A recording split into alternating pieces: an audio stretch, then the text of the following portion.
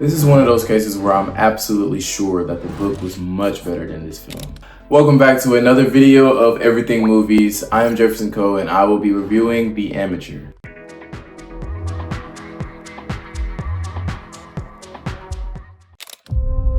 You ever wonder what they do with all the stuff you dig up for them? That's not my job. No, but you never wonder? No, it's the CIA. I gotta trust that they'll make the right call. Maybe it's better not to know. Love you. Love you. Bye. Bye. The Amateur is a new movie that has just dropped in theaters, and it is based on a book written by Robert Littell, and this movie is directed by James Hawes. And to me, growing up, I've always known that books are usually much better than their movie adaptations. And this one I could really tell, because this movie, you could tell that they had to shorten, and it just honestly was not short enough. Like, this movie felt very long. I don't mind a long film. However, the engagement has to be there, or at least my own interest in the project has to be there. For someone that is just walking in, no idea that there was a book even made until after the movie, or no idea what The Amateur is, all I saw was a trailer and I thought it was interesting. For me to have literally no knowledge, it was very hard to be engaged with this film. I enjoyed it for like the beginning half of it, and then like towards the end it was getting more interesting. I enjoyed the aspect of seeing this nerdy computer guy with a 170 IQ. Man, that's impressive. That's actually incredible. And go from being someone that's like timid and kind of looked down upon, kind of like underestimated, to someone that literally, you know, becomes who he becomes by the end of the movie. And I thought that was pretty cool, and I'm pretty sure I can bet some money that the book is probably much more engaging and much more exciting than this movie was. Going into this movie, like, I did laugh a few times, I'm not gonna lie. It was not like laugh as in comedy, because it's not a comedy at all, but just like some of their like smart jokes or smart remarks that they had in there was pretty good. Action was okay. The actor started, also the main actor, Rami Malek, he did really good as well. And I think I've never seen him in anything else other than this movie, or maybe I have, I just didn't realize it. But for the most part, this was my first time really seeing him in a lead role, and I thought he did okay.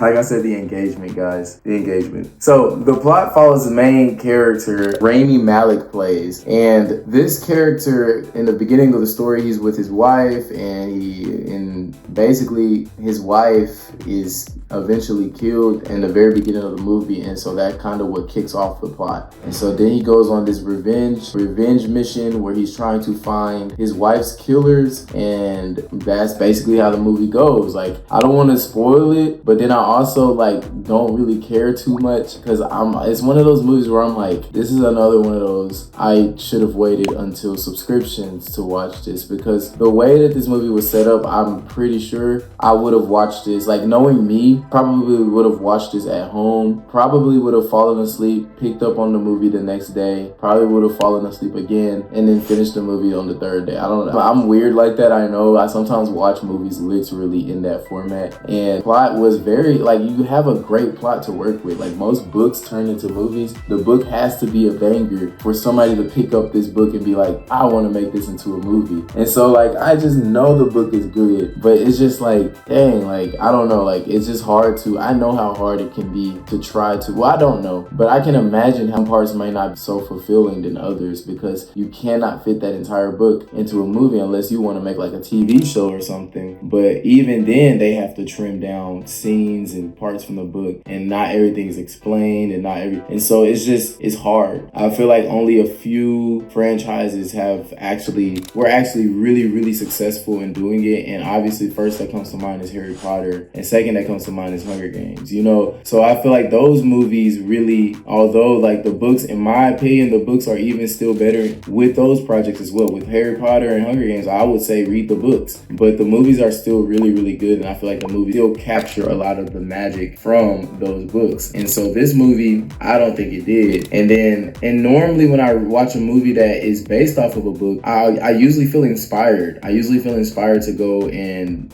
read that book almost, because like I feel like the movie, if anything, should make you want to go back and read the book. This one did not make me want to do that. Like once it was over, and I kind of just was like, well, I should have waited till whatever platform that it would have been on, because why am I paying for all of these subscriptions for movie theater movies to not be like, oh, you really need to go see it in theaters, you know? Like Minecraft, I would say that's a good subscription type movie, but it was still also very fun to get the theater experience, you know? Like I said in my last review, because of the IP behind Minecraft, the amount of fans, the amount of people that are show up and like really enjoy their experience, I think that is worth it. This movie does not have that, and it was dragging, and you can tell that they had to cut corners in so many plot lines and stuff, and it was just like, yeah, I'm like, I would like to have read the book before it, but after watching the movie, I'm not really that inspired to go read the book, and I don't think that's a good thing. So overall, I think that this movie, I'll give it a good 6 out of 10, because like I said, it's an interesting plot. Like once you get into the movie and actually watch it, you're like, oh, this is actually not bad. It's just, you can tell that it's slow. Like you can tell that they cut some things. You can tell certain parts just don't really, you know, like merge well. Certain characters that they don't get as much screen time, and you feel like they would have been pretty important. And apparently, I looked it up, apparently there was a character that should have gotten more screen time, but they didn't. And so, but yeah, anyway, all of that to say is that this movie was something that you can wait for on the subscriptions. It's a good spy movie. Got me intrigued at least, and I was like, oh wow, like, you know, I didn't see that coming. Some things you can see coming, because even as an audience, even throughout the movie, I was still like underestimating the main character sometimes, and I think that's the whole point of the movie, was for you to underestimate him, because as a main character, you see